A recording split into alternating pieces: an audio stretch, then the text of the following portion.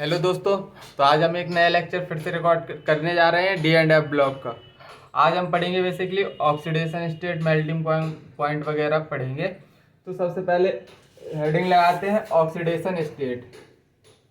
Oxidation oxidation state oxidation state पढ़ने वाले हैं। तो ट्रांजिशन एलिमेंट है basically, variable oxidation state show करते हैं। Transition element show transition element show variable oxidation state, variable oxidation state. ऐसा क्यों? तो ट्रांजिशन एलिमेंट है वो वेरिएबल ऑक्सीडेशन स्टेट क्यों शो करते हैं, तो इसका मैं रीजन बताने जा रहा हूँ। ये वेरिएबल ऑक्सीडेशन इसलिए शो करते हैं क्योंकि इनका ट्रांजिशन, क्योंकि NS और N-1D, इसकी जो एनर्जी गैप होती है बहुत कम होती है। मतलब एनर्जी गैप ना के बराबर होती है। ये एक्साइटेड भी हो जाएगा आराम से, डी एक्साइटेड भी हो जाएगा, मतलब इधर से इलेक्ट्रॉन। इसलिए वेरिएबल ऑक्सीडेशन स्टेट शो करते हैं क्योंकि बिकॉज अब रीजन लिखवा रहा हूं, because energy gap between NS and N-1D, energy gap between NS is very small, बहुत कम होता है। वेरिएबल इज वेरी स्मॉल, बहुत कम एनर्जी गैप होता है। मतलब अब इसमें अगर एनर्जी गैप कम है, N-1D और NS में एनर्जी गैप कम है, तो मतलब दोनों पार्टिसिपेट कर सकते हैं बॉन्डिंग में। दोनों पार्टिसिपेट, NS भी करेगा और N-1D भी पार्टिसिपेट करेगा बॉन्डिंग में। तो मतलब सो hence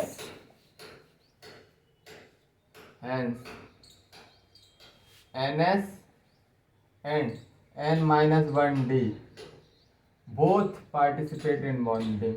Both participate in bonding.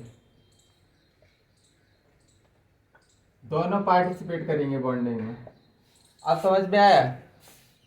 तो चलो ऑक्सीडेशन स्टेट लिखवाता हूँ। साइंस टीचर विनीता कुमारी मन फी को नी कॉपर जिंक, इनकी सबकी ऑक्सीडेशन स्टेट लिखो। तो बेसिकली इनका सबसे पहले हम क्या लिखेंगे, general electronic configuration. Electronic configuration ये क्या 21 है, तो क्या 3D1 4s2, 3D2 4s2, 3D3 4s कितना 4s2, क्रोमियम कितनी 3D5, इधर एक्सेप्शन आ जाता है 4s1, क्योंकि एक इलेक्ट्रॉन इधर चला जाता है तो मतलब D5 हाफ फील्ड बनता है। D5 half field more stable होता है, इसलिए इसका S का एक इलेक्ट्रॉन चला जाता है इधर। Manganese 3D5 4s2, 3D6 4s2, cobalt 3D7 4s2, nickel 3D8 4s2, और कॉपर का ऑक्सीडेशन स्टेट, कॉपर का 3D10, ये भी एक्सेप्शन है क्योंकि एक इलेक्ट्रॉन D10 में चला जाता है 4s1। जिंक का 3D10 4s2। अब इनकी ऑक्सीडेशन स्टेट लिखो। ऑक्सीडेशन स्टेट ये स्कैंडियम कितना 2+1 3+3 शो करता है, और टाइटेनियम +2b शो करेगा, +3b +4b, +2b +3b +4 show करेगा। विनीता साइंस टीचर विनीता कुमारी वेनेडियम कितनी शो करेगा, +2 +3 +4, और शायद ही शायद क्या ये +5 भी शो करता है। क्रोमियम +2 भी शो करेगा, +3 भी, +4 भी, +5 भी, +6 भी शो करता है। मैग्नीज मैग्नीज मैग्नीज क्या +2 शो करता है, +3 भी, +4 भी, +5 भी, +6 भी और +7 भी। अब आयरन आयरन +5 शो नहीं करता, +2 +3, क्योंकि +5 में आयरन क्या +5 में आयरन अनस्टेबल कंपाउंड बनाता है, इसलिए +5 शो नहीं करता आयरन। एनसीईआरटी में गिवन है कहीं कहीं मतलब एनसीईआरटी में गिवन है कि +5 ये शो नहीं करता, मतलब एनसीईआरटी में हम एनसीईआरटी की बात मानेंगे, क्योंकि अदर बुक्स में शायद +5 ऑक्सीडेशन स्टेट शो करता दिखाया गया है, लेकिन हम एनसीईआरटी को फॉलो करेंगे क्योंकि एनटीए का पेपर एनसीईआरटी से बनता है। कोबाल्ट कोबाल्ट कितनी +2 +3 +4 शो करता है। कोबाल्ट निकेल +2 +3 +4 शो करेगा। कॉपर कॉपर कॉपर +1 और +2 शो करता है, +1 एंड +2। और लास्ट में जिंक जिंक +2 शो करता है ओनली। तो देखो स्कैंडियम और जिंक ये वेरिएबल ऑक्सीडेशन स्टेट शो नहीं कर रहा है, एक +2 कर रहा है सो, और स्कैंडियम +3 कर रहा है सो ये वेरिएबल ऑक्सीडेशन स्टेट शो नहीं करते। कौन कौन? स्कैंडियम और जिंक। इतनी बात चमकी हो तो मैं आगे बढ़ूं, तो इतनी बात चमकी तो मैं आगे बढ़ता हूं।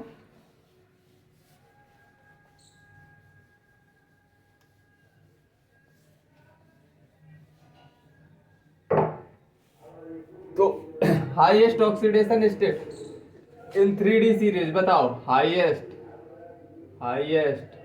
ऑक्सीडेशन बताओ। Highest oxidation state in 3D series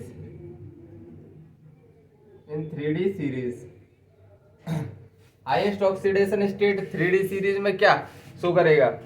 +7 आती है किसकी? मैग्नीज की।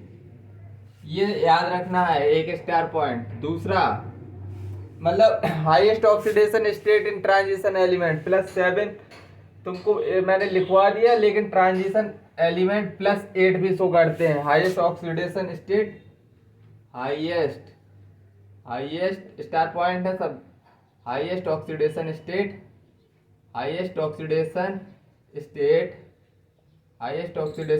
इन ट्रांजिशन एलिमेंट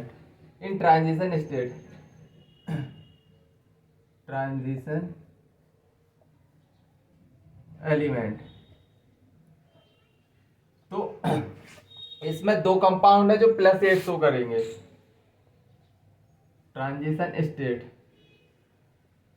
तो +8 शो करेगा। कौन कौन से कंपाउंड है ये याद रख लेना, एनसीईआरटी में लिखे हुए हैं। मतलब +8 कौन कौन शो करेगा? एक osmium tetroxide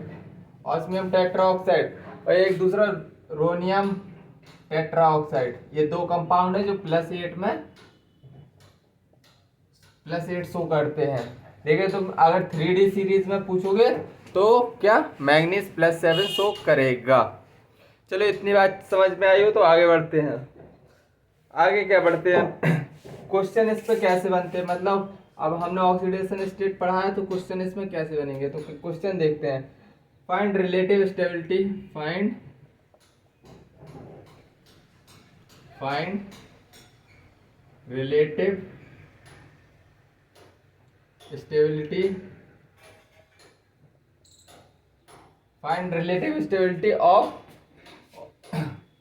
of oxidation state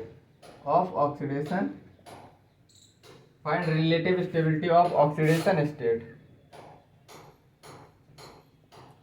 तो देखो पहला ए, इसमें बताओ स्कैंडियम +2 में और स्कैंडियम +3 में कौन ज्यादा स्टेबल है। Find relative stability of oxidation state ऐसे दे देगा तुमको और तुमसे पूछेगा तो तुमको इलेक्ट्रॉनिक कॉन्फ़िगरेशन लिखनी आनी चाहिए स्कैंडियम की। तो स्कैंडियम सिंपली 21 होता है, तो इसकी ये इनर्ट गैस इनर्ट गैस, और 3 इसकी 3d1 4s2, इसकी जनरल इलेक्ट्रॉनिक कॉन्फ़िगरेशन यही होती है ना, इलेक्ट्रॉनिक कॉन्फ़िगरेशन ये है। लेकिन हमको क्या किस किस के बीच में कंपेयर करना है, स्कैंडियम +2 और +3 के बीच में। तो स्कैंडियम +2 में जाएगा तब, तो इससे 2 इलेक्ट्रॉन निकल जाएंगे, 2 इलेक्ट्रॉन निकल गए तो इनर्ट गैस 3d1, और स्कैंडियम +3 में 3 इलेक्ट्रॉन निकाल दो तो इनर्ट गैस। और हमने बचपन में क्या पढ़ा है, inert gas most stable gas होती है, मतलब इनर्ट गैस मोस्ट स्टेबल, मतलब स्कैंडियम +3 इनर्ट गैस शो कर रहा है, मतलब कि स्टेबिलिटी इसकी ज़्यादा होगी। चमका या नहीं चमका स्कैंडियम +3 क्यों? चलो एक और क्वेश्चन ले लो, एक और क्वेश्चन इधर ही ले लेते हैं। बी तो टाइटेनियम +3 और टाइटेनियम +4 में कौन ज़्यादा स्टेबल है? साइंस टीचर, मतलब इसका एटॉमिक नंबर कितना होता है? टाइटेनियम का 22, तो मतलब इनर्ट गैस 3d2 4s2। अब टाइटेनियम +3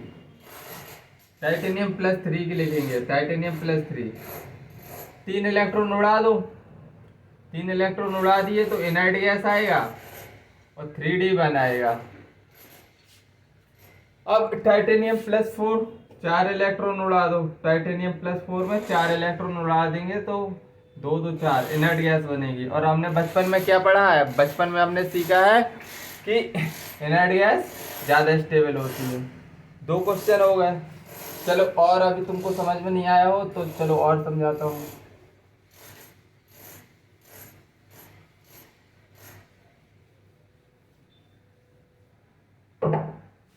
और समझाता हूँ। एग्जाम्पल सी किसका लेंगे? Mn+6 और Mn+7, इसके बीच में बताओ। बेसिकली इसका Mn का क्या 25 इलेक्ट्रॉनिक एटॉमिक नंबर 25 होता है, 25 होता है। तो सबसे पहले हम लेंगे इधर इनर्ट की इलेक्ट्रॉनिक कॉन्फ़िगरेशन लिखेंगे, इनर्ट गैस 3d5 4s2। अब लेकिन +6, Mn+6 में कितने 6 इलेक्ट्रॉन हटा दो तो इनर्ट गैस 3d बना रहा है या नहीं? 3d बनाया। अब Mn+7, 7 इलेक्ट्रॉन उड़ा दो, 7 इलेक्ट्रॉन जैसे ही उड़ाओगे तुम तो क्या इनर्ट गैस ही आएगी। 5 और 2 7 इलेक्ट्रॉन गए तो इनर्ट गैस हमने पढ़ा है ज़्यादा स्टेबल होती है। तो ये चलो एक और एग्जांपल लो, डी, अच्छे से सिखा के जाऊंगा। वेनेडियम +4 वेनेडियम +5, बताओ साइंस टीचर विनीता, मतलब 23 एटॉमिक नंबर। तो इसका इनर्ट गैस 3d3 4s2, इसकी इलेक्ट्रॉनिक कॉन्फ़िगरेशन। अब वेनेडियम +4 में जाएगा तो 4 इलेक्ट्रॉन उड़ा दो इनर्ट गैस, और 3d1 बचा है, 4 इलेक्ट्रॉन उड़ा दिए। हम आउटर मोस्ट से उड़ाएंगे, सबसे पहले आउटर मोस्ट से जाएगा इलेक्ट्रॉन, फिर बाद में इनर मोस्ट से जाएगा। तो अब वेनेडियम +5 एक और उड़ा दो, क्या +5 में 5 इलेक्ट्रॉन, सभी इलेक्ट्रॉन उड़ गए, इनर्ट गैस बची है। तो देखो वेनेडियम +5 मोर स्टेबल हो गया। तो इधर तो तुमको सीधी सीधी कॉन्फ़िगरेशन मिल गई, इनर्ट गैस आ गया और तुमने बोल दिया कि नहीं, मतलब ये स्टेबल है। लेकिन अगर केस देखो स्टार पॉइंट, अब ABCDE, अगर तुमसे ये क्वेश्चन पूछा जाए क्रोमियम +2 और क्रोमियम +3 में कौन स्टेबल है, क्रोमियम +2 और क्रोमियम +3, देखो इधर तुम फंस जाओगे। तो क्रोमियम की साइंस टीचर विनीता कुमारी, क्रोमियम 24 होता है, जिसकी इलेक्ट्रॉनिक कॉन्फ़िगरेशन लिखेंगे इनर्ट गैस 3d5 4s1। अब क्रोमियम +2 लिखो, क्रोमियम +2 क्या आ रहा है, क्रोमियम +2 2 इलेक्ट्रॉन जमा दो 3d4, इनर्ट गैस 3d4। और क्रोमियम +3 3 इलेक्ट्रॉन उड़ा दो, 3 इलेक्ट्रॉन उड़ा दिए तो इनर्ट गैस, और आगे क्या बचा, 3 इलेक्ट्रॉन उड़ा दिए तो 6 इलेक्ट्रॉन है, 3 बचेंगे, 3d3, 3d3। देखो d4 और एक है 3d3, एक है 3d4। आप कैसे करोगे, तो तुमको आना चाहिए क्या, और ये एनसीईआरटी का है, मतलब एनसीईआरटी में ये प्रीवियस फ्यूचर क्वेश्चन है, ये आएगा, क्योंकि ये लिंक कर रहा है कहाँ से, ये लिंक कर रहा है केमिकल कोऑर्डिनेशन से। क्रोमियम प्लस 3 में ऑक्टाहेड्रल, क्रोमियम प्लस 3 में ऑक्टाहेड्रल कॉम्प्लेक्स बनाता है। अभी मैं आगे पढ़ाऊंगा तो तुमको समझ में आ जाएगा। ऑक्टाहेड्रल कॉम्प्लेक्स बनाएगा, ऑक्टाहेड्रल कॉम्प्लेक्स बनाएगा क्रोमियम प्लस 3 में ऑक्टाहेड्रल कॉम्प्लेक्स। तो डी की स्प्लिटिंग होगी, डी कैसे टूटेगा, सपोज दैट ये डी है, 1 2 3 4 5, तो ये टूटेगा Eg और T2G में। देखो 3 इलेक्ट्रॉन है, इसकी ऑक्सीडेशन स्टेट 3 है, मतलब 6 कोऑर्डिनेशन नंबर आएगा, 6 कोऑर्डिनेशन नंबर आएगा, मतलब कि ऑक्टाहेड्रल कॉम्प्लेक्स शो करेगा। ऑक्टाहेड्रल कॉम्प्लेक्स कैसे टूटता है, T2G और Eg में ऐसे टूटता है। तो अब इसमें 3 इलेक्ट्रॉन भरो, 1 2 3, ये हाफ फिल्ड कॉन्फ़िगरेशन शो कर रहा है। तुमको ज़्यादा अच्छे से समझ में कहाँ आएगा, केमिकल कोऑर्डिनेशन में, केमिकल कोऑर्डिनेशन में ज़्यादा अच्छे से चमकेगा तुमको। अभी सिर्फ तुम ध्यान रख लो कि अगर चौथा D4 भरोगे तो या तो वो ऊपर जाएगा या फिर वो इधर आएगा, लेकिन इसलिए D4 स्टेबल नहीं है। ये हाफ फील्ड बन रहा है क्रोमियम प्लस 3, ये हाफ फील्ड है, half due to half filled T2G, half filled T2G, half filled T2G है, इसलिए क्रोमियम प्लस 3 ज़्यादा स्टेबल हो जाएगा, क्रोमियम प्लस 3 ज़्यादा स्टेबल हो जाएगा। ये क्वेश्चन आएगा क्योंकि इसमें तुमको इनर्ट गैस वगैरह वगैरह तो दिखाई नहीं देगी, और तुमको D3 और D4 में तुम कंफ्यूज हो जाओगे। अगर तुमको केमिकल कोऑर्डिनेशन नहीं आ रहा है तो तुम इधर क्वेश्चन गलत कर जाओगे, ठीक है। और एक और क्वेश्चन, 2 क्वेश्चन एक्सपेरिमेंटल ऑर्डर वाले लिखवा दे रहा हूँ, वो तुमको याद ही रखना है। स्टार पॉइंट एक्सपेरिमेंटल ऑर्डर है इनका, एक है निकल प्लस 2 में, एक है निकल प्लस 4 में, और फिर है प्लेटिनम प्लस 2 में, प्लेटिनम प्लस 4 में।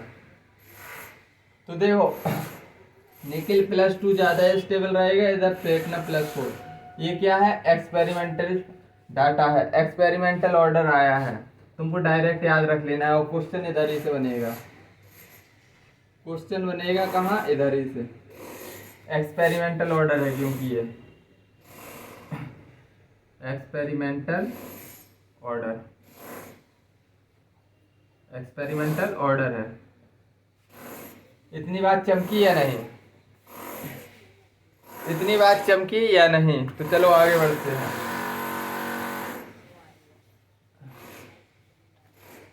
इतनी बात चमकी तो चलो आगे बढ़ते हैं। और हम क्या पढ़ेंगे, अब हम पढ़ेंगे stability of higher oxidation state. Oxidation state पढ़ लिया है, अब stability of higher oxidation state पढ़ रहे हैं। Stability of higher oxidation state,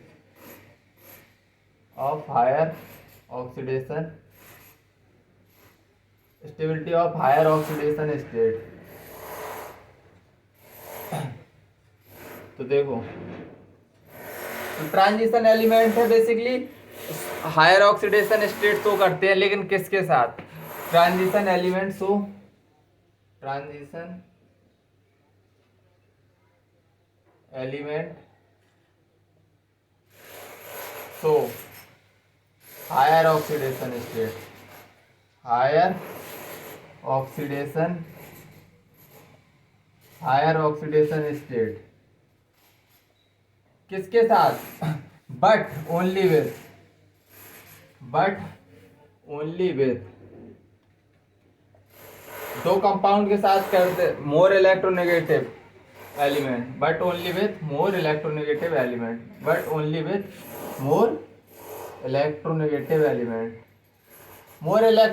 element होंगे तभी ये higher oxidation state transition element higher oxidation state तभी शो करेंगे, but only with more electronegative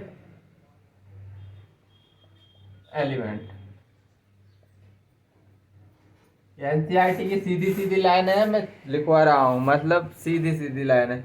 ये तुमको कोटा के नोटों में ये लाइनें देखने को मिल सकती हैं, और तुम इधर उधर से पढ़ोगे तुमको ये लाइनें दिखेंगी ही नहीं। मतलब लाइक किसके, फ्लोरीन एंड ऑक्सीजन।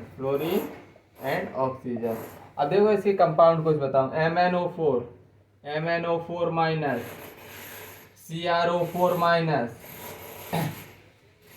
तो इसकी स्ट्रक्चर भी बनाते जाएंगे तो Mn।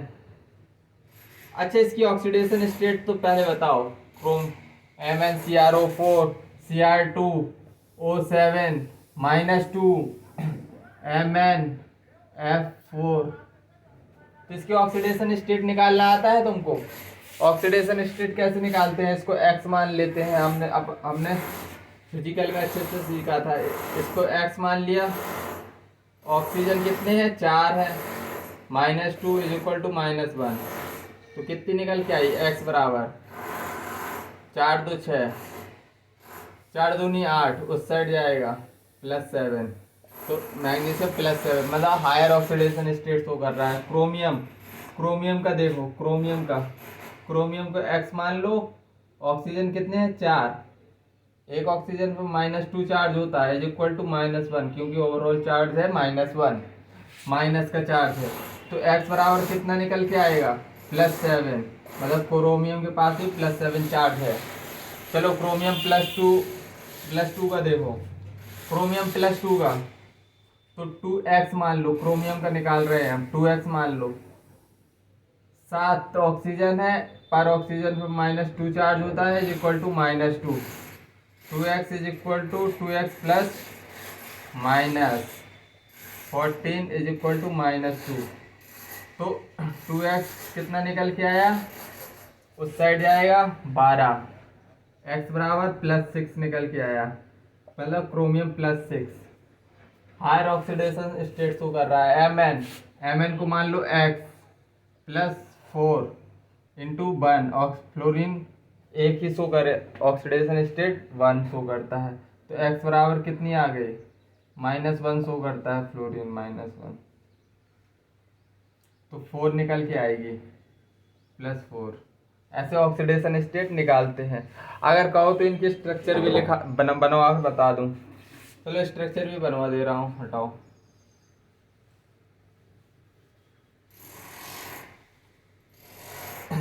अगर इनकी स्ट्रक्चर बनाने को जाएंगे तो देखो, Mn ऑक्सीजन, एक ऑक्सीजन, दूसरा ऑक्सीजन, तीसरा ऑक्सीजन डबल बॉन्ड बनाता है, इसमें सिंगल बॉन्ड बनाएगा क्योंकि -1 चार्ज है। CrO4 माइनस, एक ऑक्सीजन, -1 चार्ज है, 2 ऑक्सीजन, 3 ऑक्सीजन, चौथा ऑक्सीजन, -1 चार्ज है, एक ही वो बनेगा। अब इसमें क्रोमियम, एक क्रोमियम, इसका स्ट्रक्चर कुछ ऐसे बनेगा, 2 क्रोमियम हो गए। अब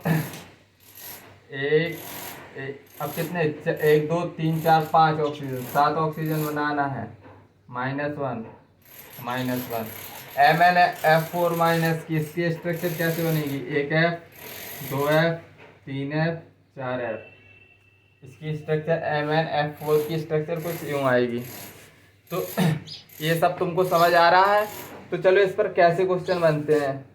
क्वेश्चन क्या है इसमें, ये बस तुमको इतनी बात याद रखना है कि मोर इलेक्ट्रोनेगेटिव एलिमेंट होगा, transition element higher oxidation state किसके साथ शो करता है, मोर इलेक्ट्रोनेगेटिव एलिमेंट के साथ। बस इतनी सी बात याद रखना है और कुछ याद नहीं रखना। मतलब transition element higher oxidation state more electronegative के साथ शो करता है। तो देखो इसमें फाइंड आउट एसिडिक ऑर्डर, एक मैं बता रहा हूँ ऐसा कुछ पूछा जाता है, find out acidic order, find out acidic order. तो तुमको कंपाउंड दे देंगे FeO Fe2O3। पहला बताओ FeO Fe2, चलो पहले इसका कंसेप्ट लिखवा दे रहा हूँ। फाइंड आउट एसिडिक ऑर्डर, अगर एसिडिक ऑर्डर पूछेगा तो एसिडिक ऑर्डर होता है, एसिडिक ऑर्डर डायरेक्टली प्रोपोर्शनल किसके होता है? ऑक्सीडेशन स्टेट के। किसके? ऑक्सीडेशन नंबर के। ऑक्सीडेशन नंबर के, ये कंसेप्ट है। जितना ज्यादा पॉजिटिव चार्ज, जितना ज्यादा पॉजिटिव चार्ज होगा उतने जल्दी इलेक्ट्रॉन ले लेगा। इलेक्ट्रॉन लिया, इलेक्ट्रॉन पेयर लिया, मतलब एसिड ज्यादा। तो देखो इस पर क्वेश्चन कैसे बनते हैं।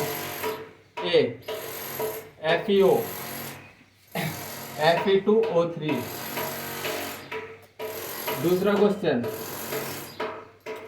CRO, क्वेश्चन ले लो, CRO Cr2O3, Cr2O3, CrO3, C MnO Mn2O3, MnO2 MnO3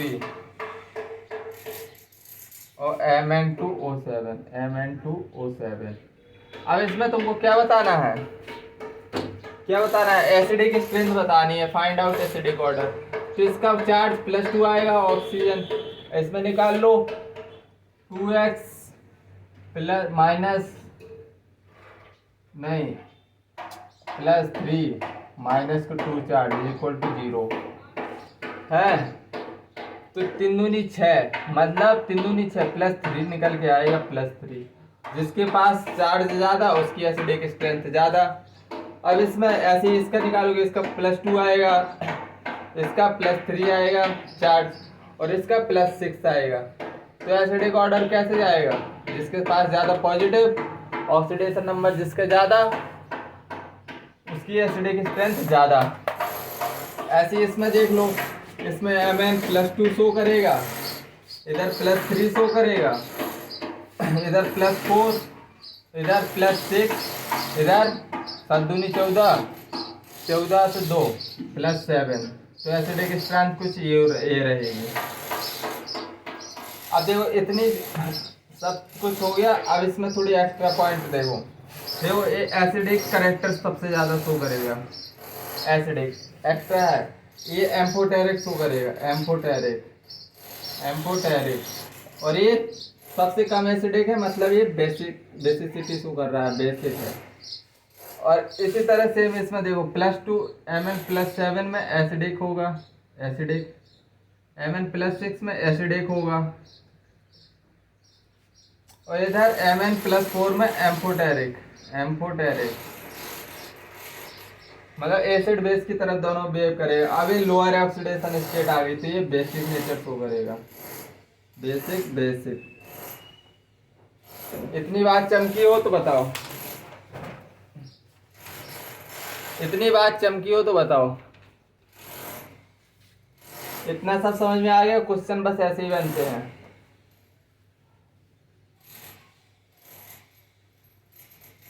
अब हम एक टॉपिक और पढ़ेंगे, melting point.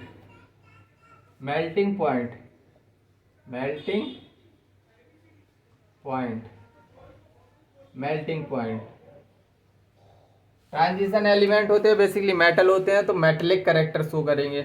Transition element are metal, transition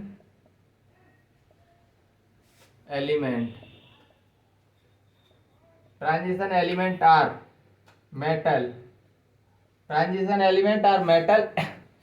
and so they show metallic character, hence they show metallic character show करेंगे,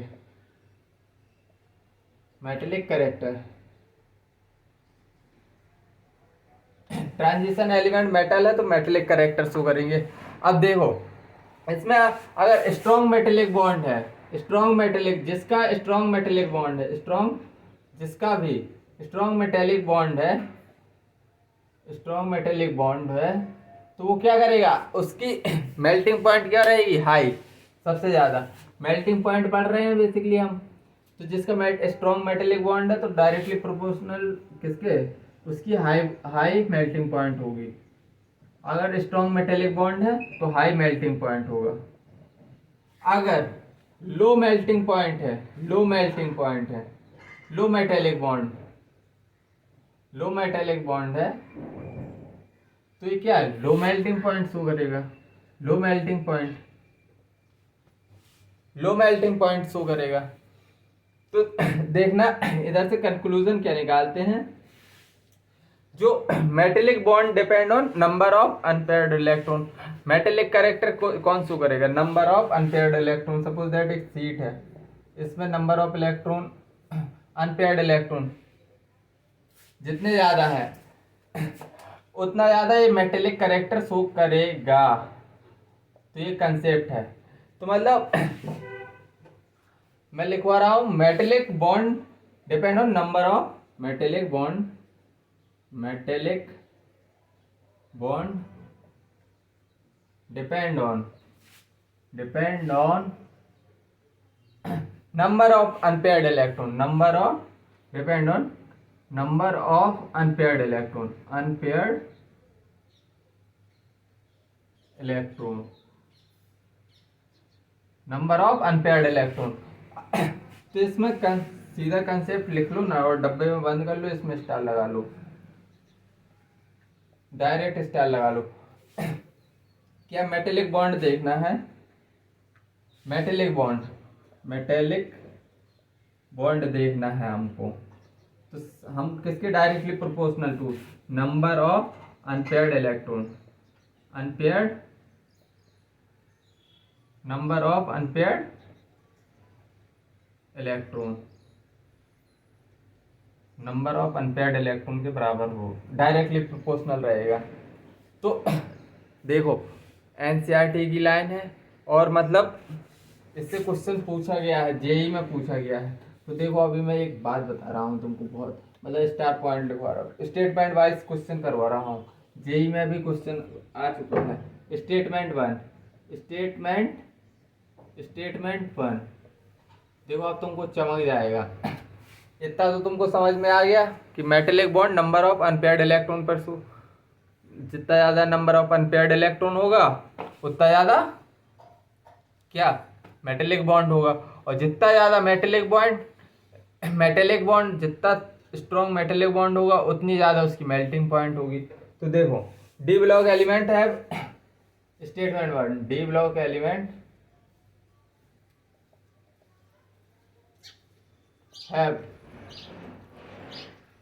high melting point, high melting point। अरे sir ऐसा क्यों? then S block element, S block element देखो मैंने अभी बताया था D block element. देखो एनएस में तो सिंपली एनएस में क्या है, एनएस और एनएस में तो एक तो या तो एक इलेक्ट्रॉन होगा एस ब्लॉक में, एस ब्लॉक में या तो एक इलेक्ट्रॉन होगा या दो इलेक्ट्रॉन होंगे। और डी ब्लॉक का देख लो, डी ब्लॉक का, डी ब्लॉक में n minus one, n minus D 1 से 10 होंगे और एनएस 1 2 होता है। तो देखो नंबर ऑफ इनकी एनर्जी गैप, डी ब्लॉक की इनकी एनर्जी गैप बिल्कुल कम होती है। एनर्जी गैप कम होगी मतलब कि दोनों लोग पार्टिसिपेट करेंगे बॉन्डिंग में। इधर तो दो ही मैक्सिमम अनपेयर्ड इलेक्ट्रॉन निकल के आने वाला है, एक ही, इधर बहुत ज़्यादा निकल के आएंगे। n माइनस वन डी 5 है तो 5 बैलेंस इलेक्ट्रॉन तो इधर से निकल के आ गए, NS1 एक अनपेयर्ड इलेक्ट्रॉन इधर से, मतलब कि समझ में आया चमका। डी ब्लॉक एलिमेंट है हाई मेल्टिंग पॉइंट क्योंकि अनपेयर्ड इलेक्ट्रॉन डी ब्लॉक में ज़्यादा पाए जाते हैं। अब बात चमक गई होगी, मैंने खूब अच्छे से चमका दिया। चमक गई होगी। अब स्टेटमेंट दूसरा लिख लो, ये क्वेश्चन आया है जेई में। स्टेटमेंट 2, स्टेटमेंट क्वेश्चन इधर ही से बनेगा इस साल। Statement 2, in D block element, in D block element, D block element NS as well, NS as well, n minus 1D participate in bonding electron participate in bonding, क्योंकि इनकी energy gap कम होती है। participate in bonding,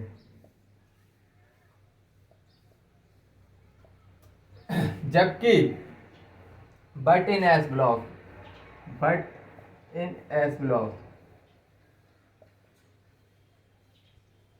only NS electron participate in bonding,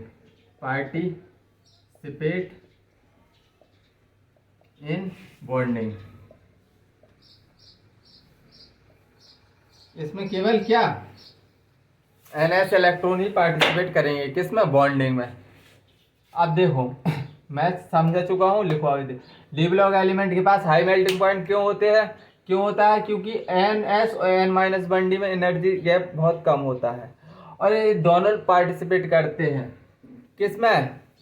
bonding में। Bonding में participate करने का मतलब दोनों इलेक्ट्रॉन दे सकते हैं, तो सबसे ज़्यादा अनपेयर्ड इलेक्ट्रॉन इधर से ही निकलने वाले हैं as compare to NS। S block में क्या NS 1 होगा या NS 2 होगा, तो मतलब अनपेयर्ड इलेक्ट्रॉन 1 ही आने वाला है।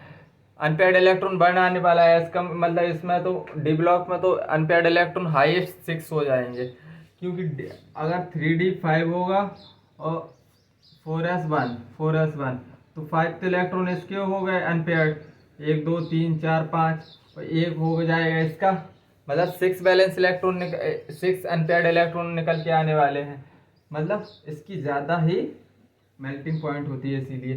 तो मतलब इसका, अब चलो बोथ स्टेटमेंट सोल्यूशन, ये क्वेश्चन मैंने क्वेश्चन के मतलब क्वेश्चन के फॉर्मेट में समझाया है। कंसेप्ट था ये, तो मतलब ऐसे क्वेश्चन आएगा तो बोथ स्टेटमेंट करेक्ट है, बोथ स्टेटमेंट आर करेक्ट,